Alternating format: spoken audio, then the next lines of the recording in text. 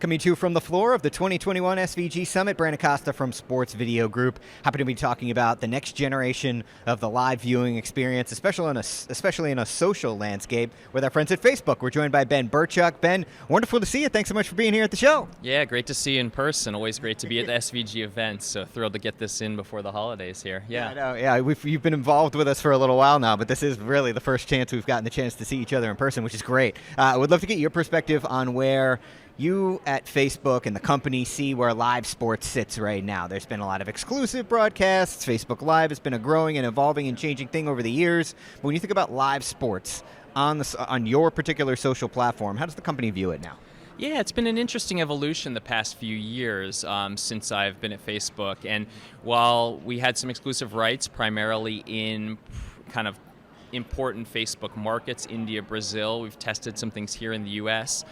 We've really learned that non-exclusive is kind of the way to go for us. We feel like our audiences can be additive to a TV audience, a linear broadcast audience, or a partner's other OTT channel or platform. And so you can find new and often younger audiences on Facebook. So I think one of the key things is exclusivity, not necessarily as important on Facebook.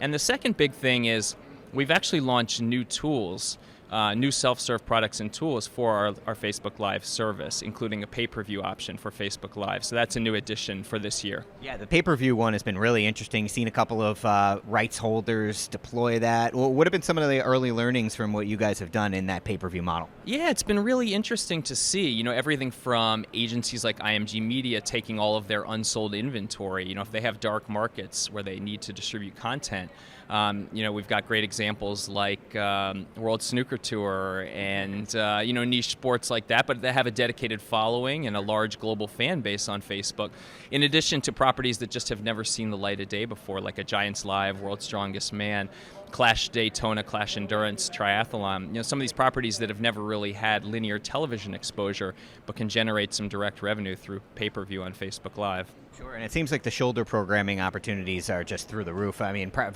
tons of teams, especially NFL ones, do pre- and post-game shows on game days and everything. That ability to wrap around is Facebook seems a good fit for that as well. Totally. I mean, we've always kind of been really big on giving people access to content they maybe haven't seen before, whether that's a behind-the-scenes look, exclusive access to players, really turning the athletes also into broadcasters themselves. You know, you can imagine a world where you can work out with a top athlete and see kind of what they're doing.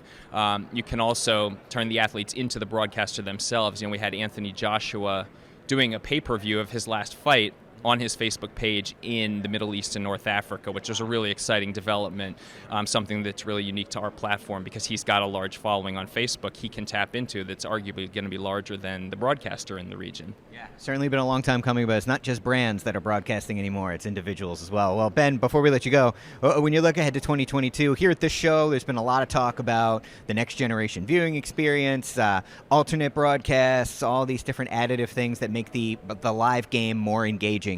When you look ahead to 2022, what particularly excites you most when you think about live sports? Yeah, I mean, I think I'd be remiss sitting in my chair here if I didn't mention sort of the metaverse and where things are going, both with our company and the industry as a whole. You know, I know people kind of joke, is this the year for VR? Is this the year for VR? I'd encourage folks to, if you have a Quest headset, to watch our NBA live games, our WNBA live games. You really can sit through several hours of live coverage, and it's a great way to feel yourself close to the action, be able to have that front row seat.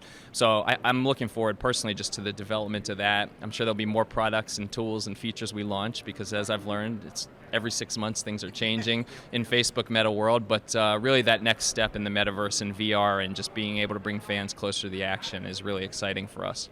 Ben, fantastic insights as always. Really appreciate you being here, being a part of the SVG Summit. Thanks so much for Facebook support. Thanks, Brandon. Thanks, SVG. Great to see everybody. Happy holidays. All right, for more of everything going on here at the SVG Summit, you can head on over to our site at sportsvideo.org.